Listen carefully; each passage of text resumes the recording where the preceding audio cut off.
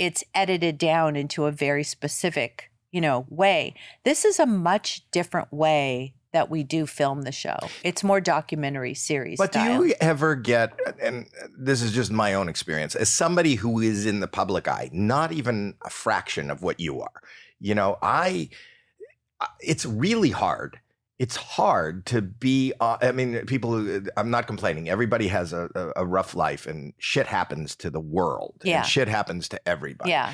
But it's that you have lenses focused on you, even when you're not the producer of those lenses. Right. And even, I can't imagine what it takes even to get up in the morning and, you can't just walk out without being worried about how you look, how you're going to be depicted. There's going to be a camera on you. Do you ever say, fuck it, I can't do this anymore? Yeah, there are days when you just don't want to be in that, on that platform, for example. And so, but I love spending time at home. I love, I've never said I don't want to do this anymore. Really? As a career choice or as, my lifestyle. I love what I'm doing. But I think we all do, or we wouldn't be doing it all these years later. But We definitely have those feelings like, I don't want to do this today.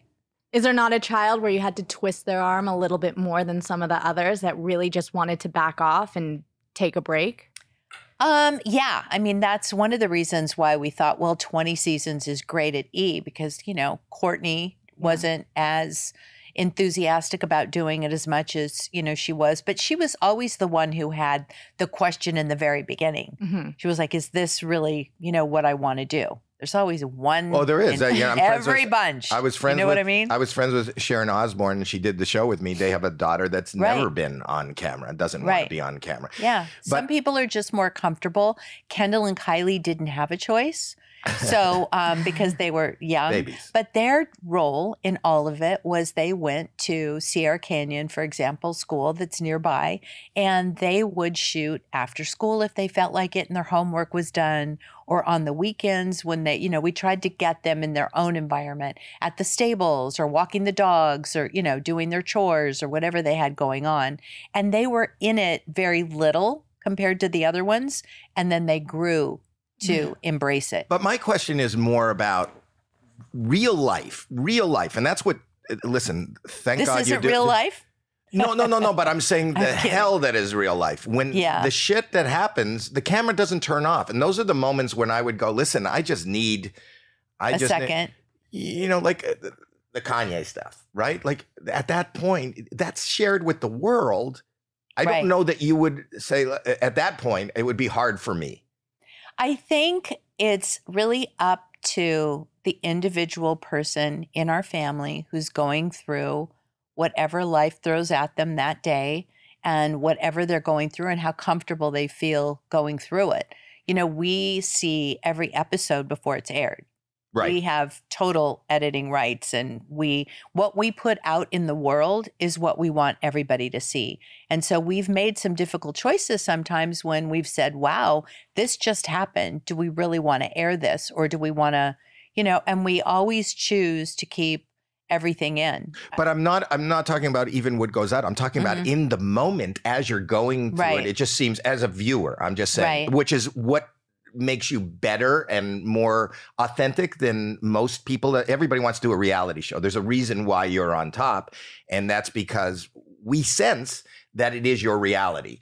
Yeah. And when you're going through that, I don't know that I would even be okay with having a camera around. That's what I'm saying. I see what you're saying. You know what? It doesn't really occur to us at the time. We've been doing it for so long. It's just your world. That it's just our world, and it's how we live our lives. And sometimes the camera's there for a totally other reason. For example, there was a time when Chloe was dealing with a whole thing with her baby daddy, Tristan, and the cameras were in her gym at 6 a.m. To film a workout with her sister.